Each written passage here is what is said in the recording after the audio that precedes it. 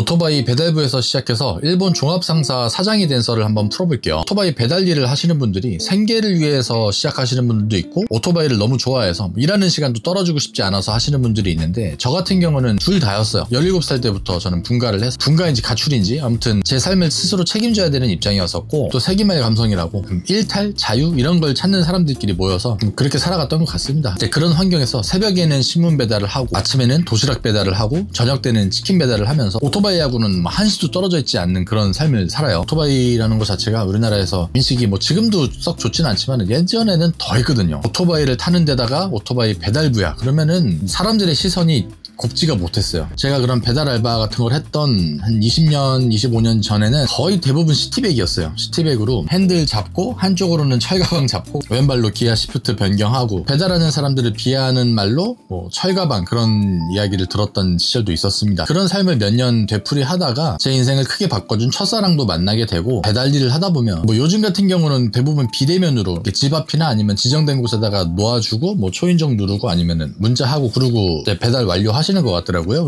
그런데 제가 배달 일을 할 때는 비대면 방식의 배달이 없었어요. 그냥 무조건 사람을 만나서 직접 전해주고 카드 결제도 없죠. 그냥 물건 건네주고 돈 받고 가방에서 거스름돈 꺼내서 건네주고 이제 그런 일이다 보니까 아무래도 사람을 계속 부대끼다 보니까 배달 거지 그런 이제 진상 고객들이 일부 있다고 하던데 야 그때 당시는 말도 못합니다. 진짜 이 직접 사람을 대면하고 일을 하게 되는데 이게 다 좋은 분만 있는 건 아니니까 물론 좋은 분들도 많이 있어요. 배달 다니다 보면 막 친구 집도 배달 가고 그러면 친구 부모님이 막 과일도 주시고 용돈도 주시고 이제 그런 일도 있었지만 되게 이 배달하는 사람에 대한 인식이 예나 지금이나 좋지가 않았어요. 그래서 어떻게 보면 목숨 걸고 자기 식사를 배달해주는 서비스를 하는 사람인데 진짜 내가 듣는데 막 자기 자식한테 너 공부 안 하면 저 사람처럼 된다 저런 일하고 살아야 된다 그런 일을 내가 음식 건네주고 문도 닫기 전에 내 등 뒤에서 이제 그런 소리가 들리는 거야. 그런 일들이 굉장히 많았어요. 그러면서 현타가 많이 왔지. 차라리 신문 배달이 편했던 것 같아. 사람을 대하지 않고 그냥 뒤에다가 신문 얹고 정말 내가 좋아하는 오토바이 타고 새벽 공기 맞으면서 건강하게 일을 했으니까. 근데 신문 배달도 이게 보통이 아니었습니다. 오토바이 진짜 그 조그만데 신문을 200부 정도 쌓고 달리다 보면 가끔씩 넘어지기도 하고 신문 들고 집에 들어가면 갑자기 큰 개가 막 뛰쳐나와가지고 막 물려고 하고 한 번은 넘어져가지고 아프고 이게 뭔가 싶어가지고 막 울고 그랬는데 다 포기하고 싶고 그런 마음이 들 때 그 옆에 할머니 한 분이 그 폐지 줍는 할머니들 있잖아요. 폐지 주시는 할머니가 오셔가지고 신문 쌓는 거 도와주시고 막 저 괜찮냐고 이렇게 다독여 주셨던 기억이 나요.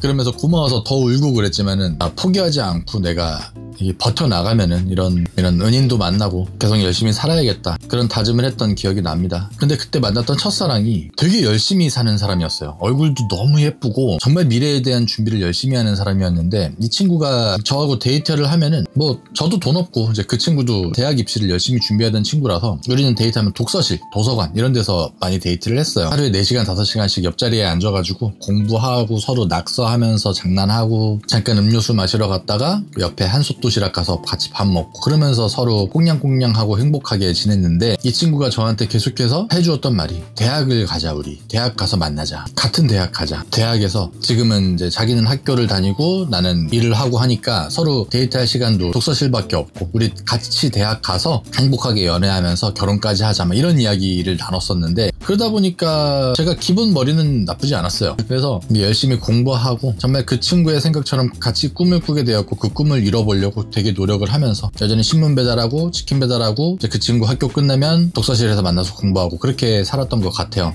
그렇게 살았습니다. 그런데 뭐 첫사랑이 다 그렇지만 이게 이루어지기가 쉽지가 않아요. 결국에는 많은 일들이 있으면서 헤어지게 되었지만 그 친구는 그 친구대로 저는 저대로 대학에 가게 됩니다. 근데 대학을 제가 공부해서 간 건 아니고 어쩌다 우연한 계기로 제가 연예계 스카웃이 잠깐 됐었어요. 잡지에도 나가고 뭐 방송에도 조금 나가고 하면서 잠깐 연예인의 꿈을 꾸다가 근데 어쩌다가 이제 경력도 인정받고 하면서 대학을 예체능계로 가게 됩니다. 그래서 한국에서 대학생활 하고 하다가 이게 제 인생이 여자로서 많이 터닝 포인트를 갖게 되는데 이제 그때 당시에서도 결국에 저한테 그 대학에 대한 중요성을 강조해줬던 여자친구가 아니고 이제 대학에 가서 새로운 여자친구를 만나게 돼요. 하면서 이래저래 삶이 많이 바뀌고 그러다가 또 그 친구하고 헤어지게 되고 남자들이 대부분 그런가요? 이게 새로운 사랑을 하고 하다가 또 헤어지면은 다시 옛날 생각나고 그러면서 뭐 어렸을 때 그렇게 내 인생을 바꿔주었던 사람에 대한 그리고 그때 열심히 공부했던 했던 추억이나 막 꿈들이 다시 생각이 나기 시작하는 거예요. 열심히 해서 배우가 됐으면 좋았을 텐데 결국에는 그 길도 쉽지는 않았고, 그러면서 잠깐 하고 싶은 일 말고 해야 되는 일을 하면서 또 틈틈이 일본어는 계속해서 공부를 해줍니다. 출퇴근길에 계속 일본어 뉴스 듣고 뭔가 이 공허한 마음을 채워줄 게 필요했던 것 같아요. 일본으로 오게 됩니다. 그래서 일본에서도 천성이 열심히 사는 성격인지 초반에 열심히 했던 것 같아요. 워킹홀리데이로 처음에 들어와서 타코야끼 집에서 아르바이트를 시작했는데 하루에 막 11시간, 12시간씩 그 철판에서 막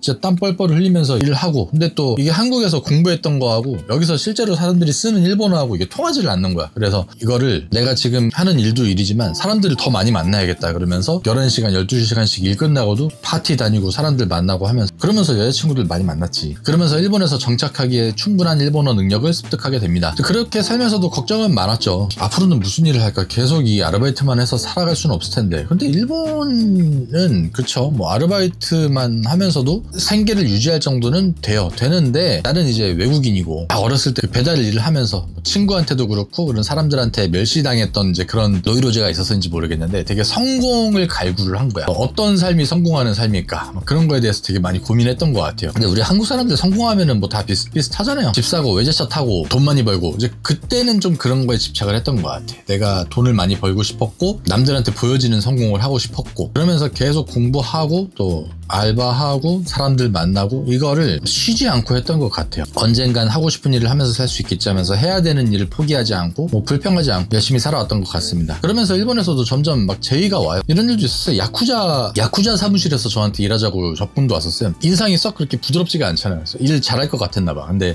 천성이 이렇게 나쁜 일을 하면서 돈을 벌 수 있는 성격이 아니라 가지고 거절하고 뭔가 내가 착실하게 일할 수 있는 게 무엇이 있을까, 그러면서 여러 가지 과정이 있었는데, 여기서 재밌었던 썰들은 제가 차차 풀어보도록 하고, 제가 사장이 되기 전에 회사 무역과 상사업을 하고 있는 이제 베어링 회사였는데 그 회사에 취직을 하게 되면서 일을 많이 배웁니다. 일도 배우고 일본도 배우고 하면서 그 회사에서 지금 마누라도 만나서 결혼도 하고 아이도 낳고, 그 회사에서도 한 10년 정도 가까이 성실하게 일하면서 어느 순간부터 계속 제 회사를 준비를 했던 것 같아요. 어쨌든 간에 저는 성공에 대한 갈구를 하고 있던 사람이었으니까 그렇게 하고 싶은 일을 뒤로 밀어놓고 뭐 해야 되는 일만 하면서 살아갑니다. 그러다가 드디어 제가 하고 싶은 일을 하고자 전 회사를 퇴사하고 퇴직금 받고 지금의 종합상사, 정말 제가 하고 싶은 일들을 할 수 있는 회사를 설립을 해서 조금 더 자유롭게 오토바이도 타고 여행도 다니고 출퇴근 시간도 그냥 제가 맞춰서, 그리고 평상시에 한번 해보고 싶었던 오토바이 부품, 오토바이 용품 이런 것도 한국에 유통하는 일도 하면서 제 삶을 개척하게 됩니다. 오늘은 대략적으로 제가 어떻게 여기까지 오게 됐는지 큰 그림을 말씀드렸으면, 앞으로 거기에서 오토바이 배달 일을 하면서 제가 멸시를 당할 때 어떻게 극복을 했는지, 그리고 뭐 어떤 준비를 했고 또 일본에서의 삶은 즐겁기만 했는지 힘든 일은 없었는지 차근차근 썰들 풀어가면서 어떻게 제가 일본에서 정말 타고 싶었던 혼다 바이크도 타고 BMW 바이크, 두카티 바이크, 이제는 뭐 바이크에 더 이상 위가 없다는 이제 닌자 H2까지 이렇게 오게 된 과정도, 오토바이 라이더 분들도 그리고 일본 취업이나 일본 생활에 관심이 있으실 분들께도 흥미로울 만한 썰들을 계속해서 풀어볼게요. 워낙 많은 일들이 있었어서 일본에서 여자도 많이 만나고 외국인 여자친구도 있었었고, 그래서 킬링타임용으로 일본인 여자친구, 일본 사람과 결혼을 꿈꾸시는 분들한테도 좀 도움이 될 수 있는 정보들을 제가 많이 드릴 수 있을 것 같습니다. 퓨즈튜브 아직 구독 안 해주신 분들은 꼭 구독해 주시기 바라고요. 앞으로 유익한 오토바이 이야기도 계속 풀어나가겠지만, 제가 살고 있는 환경이 가깝고도 먼 나라, 또 생소하기도 한 일본이기 때문에 또 이런 이야기들을 안 들려드리기에 너무 아까운 것 같아서 앞으로 즐거운 컨텐츠 계속해서 개발하도록 하겠습니다. 오늘도 시청해주셔서 너무나 감사드리고요. 늘 하고 싶은 일 하고 사시면서 행복과 사랑을 추구하시기를 진심으로 기원합니다. 퓨즈튜브였습니다. 시청해주셔서 감사합니다.